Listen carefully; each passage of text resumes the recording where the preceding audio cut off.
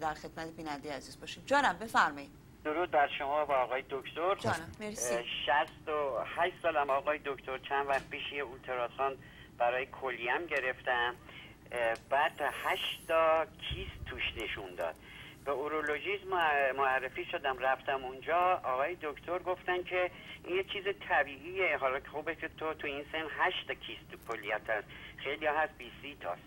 حالا میخواستم خواهش کنم علت تشکیل این کیست کلیه چیه؟ آیا تو سن 68 سالگی این 8 تایی که آقای دکتر میگن طبیعیه و آیا در آینده تولید اشکال میکنه یا نه؟ سپاسگزارم، ممنونم. مرسی از شما. مرسی.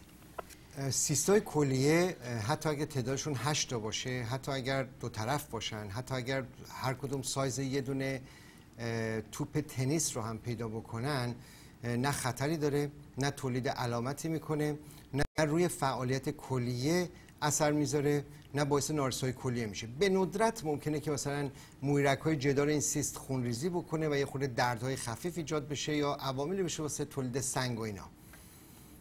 درچه اون اصلا نگراننده نیست. ولی یک بیماری هست به نام بیماری پالیسیستیک کیدنی بهش میگن یا بیماری ADPKD بهش میگن که اون اساسا یک بیماری جداییه. تو این بیماری فرد از حدود 30 سالگی تا زیر 30 سالگی چی معلوم نیست، نه در سونوگرافی نه در سی تی اسکن در اکثر اوقات. از 30 سالگی به بعد شروع میکنه سیست های ریز در کلیه ایجاد میشه که هرچی سن بالاتر میره بزرگتر میشه این سیستا، تعدادشون بیشتر میشه و کلیه شروع میکنه بزرگتر شدن. دو طرف هم هست همواره.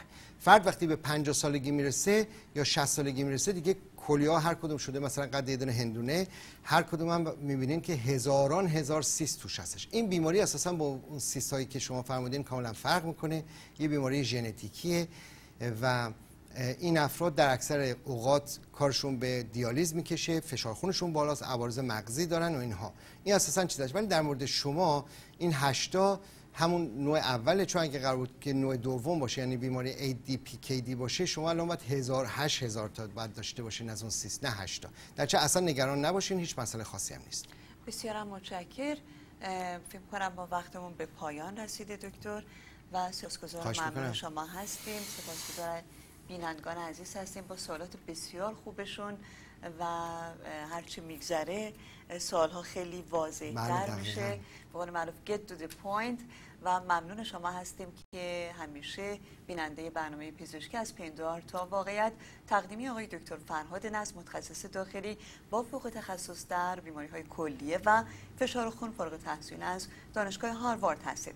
مطبشون واقع در بیولی هیلز هست با شماره 1800 750 40 و شماره دیگر 310 858 1800. سپاسگزارم. خیلی متشکرم. ممنون از شما. شبتون خدا